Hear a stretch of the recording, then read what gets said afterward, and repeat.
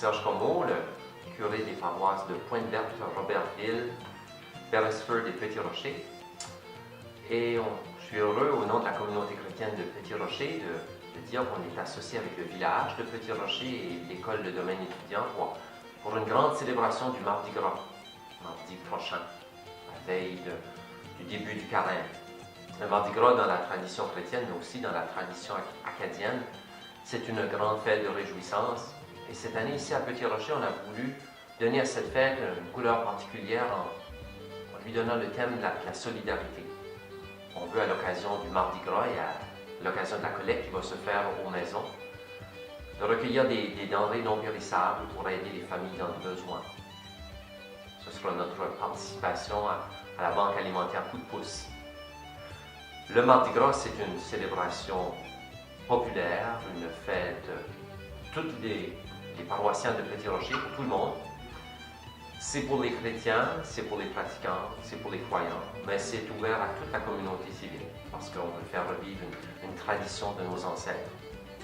Mais pour ceux qui sont chrétiens, la fête du Mardi Gras prend une signification particulière, parce que c'est la veille de l'entrée en carême, la veille du mercredi décembre. Dès le lendemain, on commence notre grande préparation pour la fête pascale, pour les jours saints. Et peut-être que le Mardi Gras vient nous rappeler que le carême, ce n'est pas seulement un temps de pénitence, un temps triste, un temps austère, mais c'est aussi un temps de joie, puisque c'est un temps pour se rapprocher de Dieu et se rapprocher des autres. Le Mardi Gras se célèbre dans la réjouissance et ça vient peut-être nous dire qu'on est aussi fait pour la fête.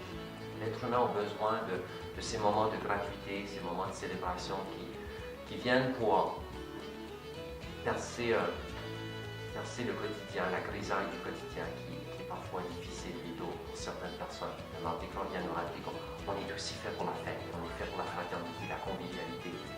Et peut-être que le Mardi Gras, ça peut venir nous dire que finalement tout le carême devrait se vivre sous cet aspect, sous le signe de la joie, parce que c'est une joie profonde de se rapprocher des autres, c'est une joie profonde de se rapprocher de Dieu. Et le carême, ce n'est rien d'autre que cela.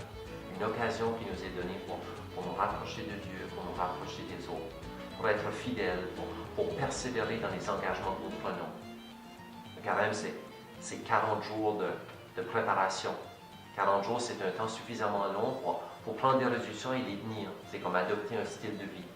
Alors je souhaite que le Mardi Gras que nous allons vivre à Petit-Rocher puisse donner une couleur, donner le ton à tout le carême que nous allons vivre, un temps de joie, parce que c'est un temps où on cherche à se faire proche les uns des autres et à se faire proche de Dieu. Alors, bon carême. Moi, c'est ça, je suis Sylvain Godin, je suis directeur au domaine étudiant, une école de 4e à 8e année. Et puis, étant directeur d'une école de 280 élèves, on a très peu de chance d'enseigner. Mais depuis le mois de janvier, j'ai le privilège d'enseigner une 6e année en sciences humaines. J'ai volé un peu de mon temps d'administration pour me retrouver avec les autres, pour un peu partager ma passion de l'histoire acadienne, parce que je suis historien de formation. J'ai été historien pendant 9 ans au village historique acadien, historien en chef. Donc, c'est une passion qui dormait en moi, qui dort toujours en moi. En allant les élèves de 6e année, l'histoire acadienne, donc ça fait revivre des choses. Et puis, nous sommes arrivés à un concept de faire revivre des traditions, ou présenter des traditions acadiennes qui existent dans l'histoire, du calendrier annuel.